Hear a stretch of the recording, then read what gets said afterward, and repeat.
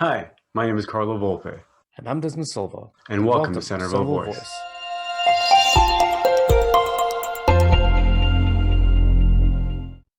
Hi, everybody. Welcome to Centerville Voice. My name is Carlo, and my good friend Desmond. What's up, Des? Not much, Ricardo. Oh, I'm doing good, bud. Thanks so much. And welcome, everybody, to Centerville Voice. Again, this is episode number 15. And today we want to talk about something a little bit different. We may have mentioned it kind of in passing, but something that's definitely in topic right now in the news and the media, especially with the Olympics coming up. It's actually, or might be even started already. Wait, Started already. You're right. So the idea of transgender in sports, right? The idea of, there's transgender athletes. We all know that, right? There's non-transgender athletes and there's transgender athletes, and where do they fit in? And the biological difference, the non-biological difference, and quite honestly, is it even fair? So I want to get into it right away. That's the first thing that I want to lay out there for our listeners as well, is that I've played sports my whole life. I know female athletes. I've known male athletes at a high school level, at a collegiate level. I've played. So nothing professional, of course, but I've been involved with sports all my life, and not just myself. I've coached as well, and I've had sisters that were in dance, and friends and family all over in sports. So I've surrounded myself with sports. So I'm not new to this, and I'm sure you're not either. But let's talk about the one that's the most popular right now in my mind is Laurel Hubbard, Yeah. the 43-year-old female now, right? But was a male for around 30 years of his life, was a male, and transitioned in his 30s to now Laurel Hubbard, a female, 43-year-old, and basically breaking records in weightlifting at the Olympic level and the world-class level. So Among women, at least. women, exactly. Women's records. Women's records, exactly. And now I don't even know where to start with this. But my first problem with this, obviously, is that, it's not obvious to everybody, but for me, it's quite obvious that for 30 some years, this person was a male, right? Mm-hmm. So male testosterone, male muscle fibers, male structure, bone structure. The male brain is different, not superior, not inferior, but just different. Yeah. And quite honestly, I think it's quite easily proven in studies and research and books and scientific that men's bone structure is different, stronger, usually bigger, usually muscles are usually bigger, more dense, and stronger. So in my opinion, I look at this right away and I think there's a clear biological advantage to this woman who was a man, who now was a woman. Now this goes right in line, or this goes head to head with right in line with the idea of it being a social construct, not being a biological construct. I'll start with that. What do you think? Well, yeah, the thing is, the idea that gender is a social construct alone and is not connected to biology is absolutely scientifically false. Yeah. The idea that it can be disconnected is false. It's basically, if you look at the people who are suffering from, or actually who are thinking this way, that you can, or the ones who actually say that, oh, I am a man in a woman's body, or I'm a woman in a man's body, they are a small minority. And one of the biggest challenge, now the thing is, as I think before the show we were talking earlier, you were mentioning about how there are certain sports where women are not in them. Like, for instance, football. How many female football leagues do you have there? Not many at all. The vast majority of women's sports are not as close contact as American football. Now, there's rugby. There are some female rugby groups that are out there, but then again, there are some female. Just to correct, there are some female, full-on football leagues, but like you said, it's a small minority. Of course, it's a small minority, and the best, you don't get too many of these types of high impact, high contact, rough types of sports played by women in general. Right, you'll see like tennis, basketball, soccer. It can be seen as a contact sport in some ways, but it's not really like tackling someone or beating someone down. I mean, they do have women's UFC that's there also, but then again, it's female versus female. And exactly, that's the point, right? It's apples, oranges, oranges. Exactly. Yeah. And the thing is that women make up about 2/3 of the world's population. Okay. Men make about 1/3 of the world's population. Transgenders make up a tiny, tiny, tiny fraction of the world's population. Extremely small. Like, if I remember correctly, the LGBT community worldwide is about maybe less than 10%. Okay. That's being generous. Okay. And but the thing is, the transgender community amongst the LGBTQ plus community, the trans community is a minority amongst that community. Yeah. So they're even smaller.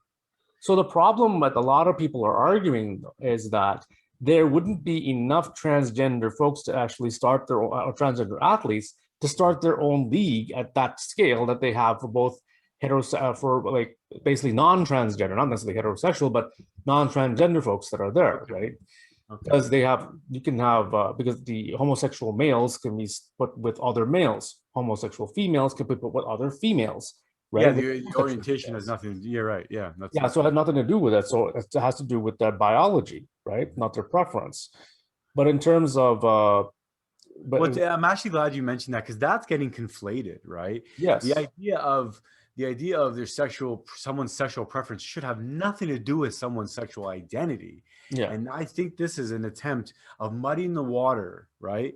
Of making it all confusing. So then someone says, I'm not sure how I identify. And like we said earlier episodes, I spent 7 or 8 years as an adolescent not sure how I identified as a human being, whether I was, you know what I mean?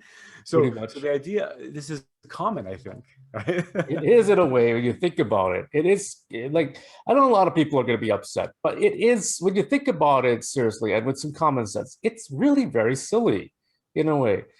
Because the thing is, this is stuff that's freedom. I mean, most of the stuff that we're talking about should be common sense. That a lot of people, but the thing is, a lot of people just don't want to say it anymore. I mean, like, for instance, when it comes to political correctness, offending, not for political correctness, moreover, but actually when it came to offending someone with your views. In order to be able to think, you have to risk being offensive. And that's the point that you and I often talk about the idea that you need to call out idiocy sometimes, not as an insulting way, but to say, hey, this is incorrect. And if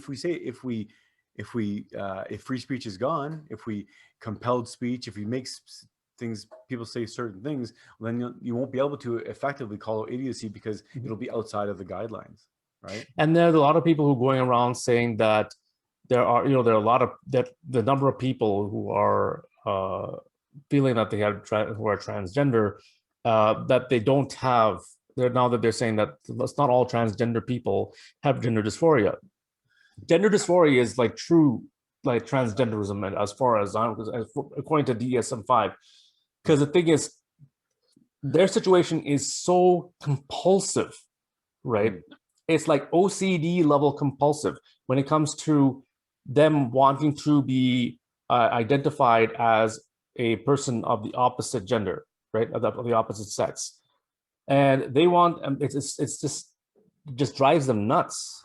And then there are these people, and everybody's individual, right? But it's complicated, I know. Yeah. So there are these individuals who go around saying that they are transgender, and they dress up like it and all that stuff, but they don't have that. And then there are all others who say that they're transgender, but they're okay in their skin. In other words, they're okay with what they are.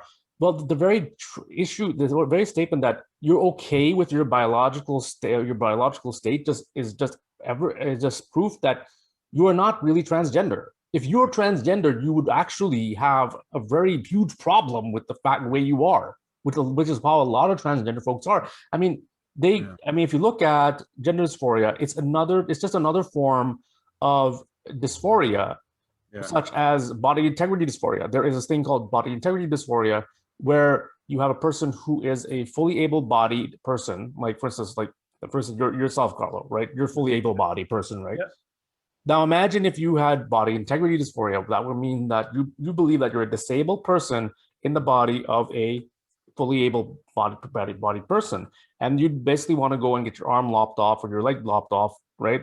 Or cut off, or amputated. And that's essentially what these people do. They go, and these doctors, they go to the doctor and say, I want to have my arm amputated or my leg amputated, right? Wow. And the doctors go to have them go, instead of having them go through those surgeries, those life-changing permanent surgeries, they rather give these people to see psychiatrists. Well, if you look at what happens with these with these sex change operations, they're purely cosmetic, right? They don't really, like, for instance, now they've got that whole case of the man and the woman where the woman is where the woman believes that she's a man and the man believes she's a woman. They had a kid, right? The woman who believed that she's a man Okay. actually gave birth to a baby. Okay. Then the man who believes he's a woman tried breastfeeding the baby. Oh, it didn't work? No, of course. They can't change biology? Wonder of wonder, miracles of miracles. You try the Oh same my thing over and goodness. over again, and guess what happens? It doesn't work. There actually were cases of men who have tried to use their own teat to act as a soother for their children, right? Yeah. They tried doing that. But the thing is, that doesn't mean their milk is not going to come out of that. You're not going to lactate. You had to go And through even if it pregnancy. does, it's not the common. It's not the norm. It's not the norm for a reason. It's not practical. We're not designed that way. Yeah. No, we're not designed that way. And a lot of people have these very like outlandish, very fantasy type of way of thinking that if I believed it, this is what the way it is, then that's the way it's going to happen. And no, that's not the case. Famous thing. Exactly. And now is this just the case? Like, I mean, get back to transgender in sports. Like, and don't get me wrong, I actually know a transgender sports athlete that transitioned and athlete, and I support them 100%. But I do have to admit that it's tricky, right? It's tricky because where does that line get drawn? Where does it have to get drawn? Because at some point, like weightlifting, like not weightlifting or other sports, right, there are clear advantages. Maybe hockey or maybe basketball, even hockey, I think there's a huge advantage, but maybe it depends on what age, right? Like, you know, if someone transitions, you know, in teenage years, that's a big difference than transitioning when you're 30. A huge difference. I know. Because like, you know, we use the example, I played high school football. I played a little bit of college football. I'm a 42-year-old man. If I were to transition right now, right, and I used to be 330 pounds, so I used to have a little more muscle. If I transitioned right now to a woman, I don't think it's fair for me to compete against women's strength sports. Yeah. Right? It wouldn't be. Oh, yeah. They had a spoof. The Olympics thinks it is, though. They had a whole spoof of this on Comedy Central with South Park, where they had, I don't know if you saw that one. Have you seen that one with they had a character that was like a Hulk, or like a WWE type Macho Man. Macho Man, that's right. It was Macho Man. They put a character that was like Macho Man. I can't tell you how free I feel now that I've started identifying as a woman. Now that I can compete as female, I'm ready to smash the other girls. And is it correct you just started identifying as female 2 weeks ago? I'm not here to talk about my transition. Well, and I want to say too, though, that I want to say though that there's no disrespect on my point to the athletes, because it's not, for me, it's not a personal thing. To me, it's just a level of competition. And when you're talking about competition specifically, you need to be black and white, right? And you had to be practical. You had to be practical. You had to be reasonable, right? Yeah. I honestly think that if they want to compete in the Olympics, go compete in the Olympics, but you might want to have to stick them in stick them in the men's group, or put them in a league of their own. Well, and then leads me to my next question, that because some people may compare this to the early on times when there were not female sports in certain, you know, there were not female leagues in certain sports. It's like me and you earlier on, we were saying, well, what about female hockey, in some, like female basketball and female football, where there were no leagues earlier on. I think that's a little different, because population, when there was a clear need for the numbers, right, then a league was created. Do you think there will be a transgender league, and is it the same? The transgender league is not the same. I think I mentioned this before, because of the fact that, again, like 2/3 of the world's population is women, like biological, 100%, no questions asked, female women, right? And the other part is 100% biological, you know, no questions asked, men, right? Yeah. The other third. That's so, right. And then so even when you're talking about what, you know, according to what you are at birth, again, with the LGBT community, amongst the LGBT community, they're like about 10% of the world's population, and that's being generous, right? And that has nothing to do with it. No, it has nothing to do with it, because the thing is, you can have you know, homosexual men competing with the heterosexual men. Yes, I'm saying that those aren't women competing with the heterosexual women. Well, they do today. Sense. They do today. Yeah, like we do today, exactly. everywhere. Yeah. Exactly. So that is not a problem at all. They should allow, there's no questions asked in regards to that. But No. trans are a very special case because they're minority amongst the minority. First of all, you're right. You're right. It's not such a rare case to be a woman. It's actually quite the majority to be a woman in your case. Yeah. So if there was a women's league, sorry to interrupt, but if there was a women's league or if there was a women's interest, a group of women interested in a sports that was only for a man's sport, it would be natural to think there would be a lot of women because there are more women than men. I see. Yeah, of course. The 2/3, like I said, if there are two for every man, there are 2 women, right? But there are so few transgender that league. Where do you see that league ever not being created then? The thing is like they would need something along their own kind of like special league, right?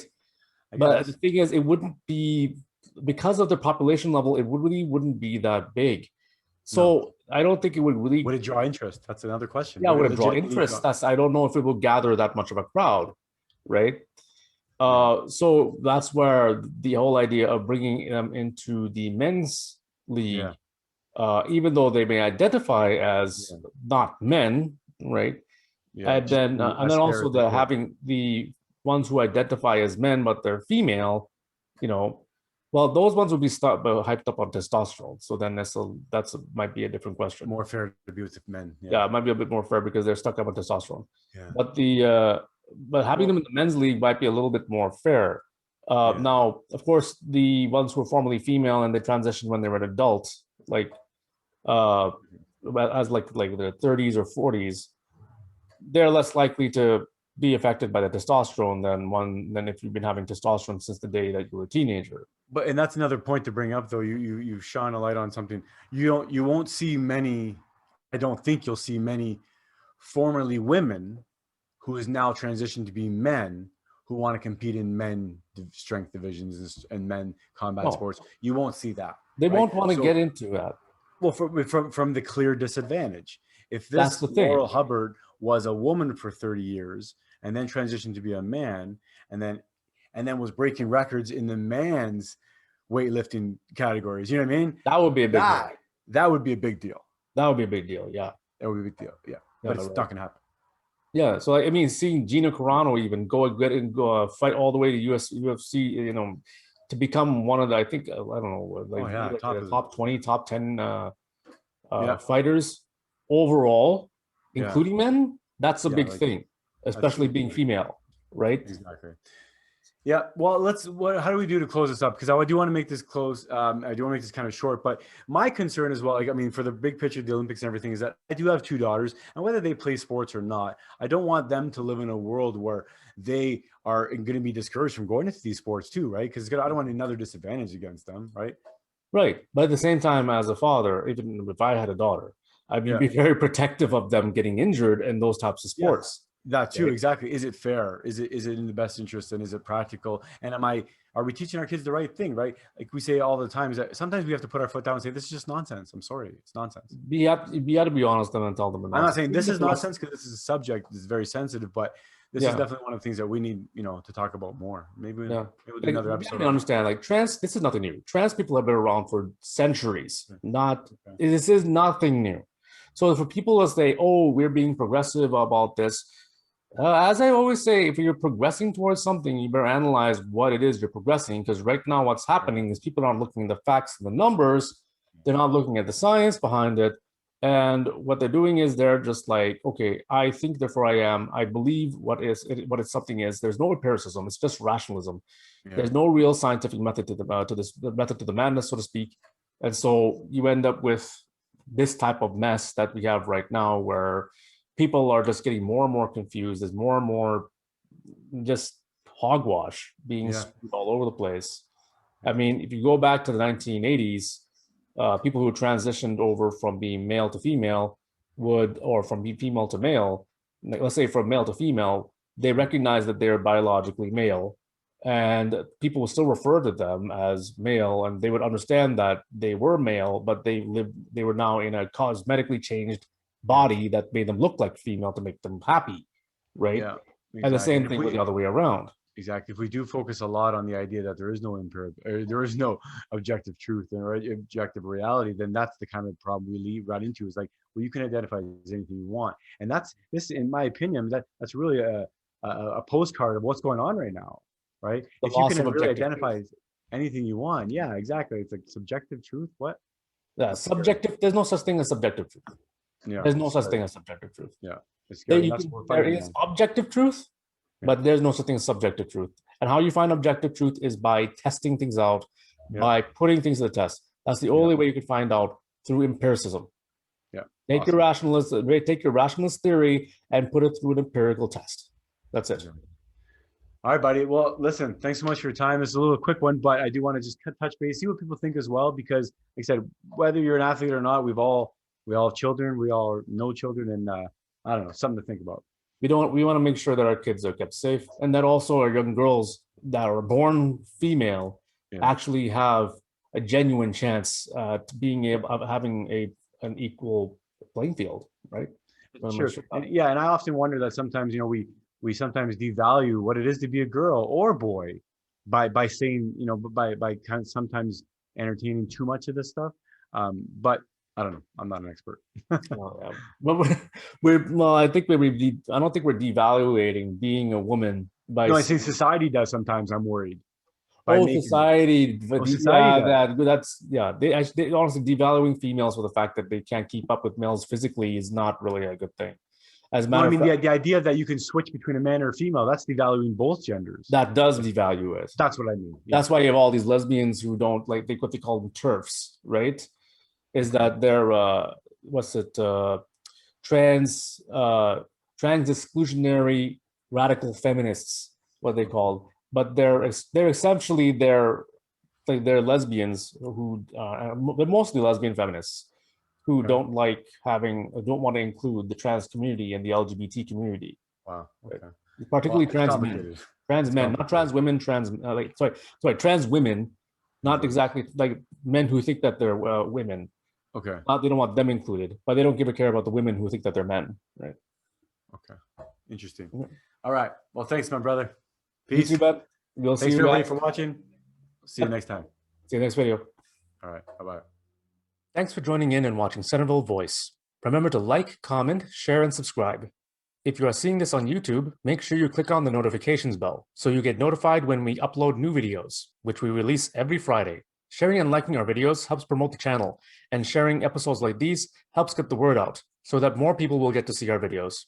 If you like what you see and or hear, please consider becoming one of our Patreon supporters. 10% of all Patreon supporter donations we receive goes to our charity of the year. You can visit us at centrevillevoice.com to learn more and engage with us on one of our social media pages. Thanks for your support, and we will see you again in our next video or podcast.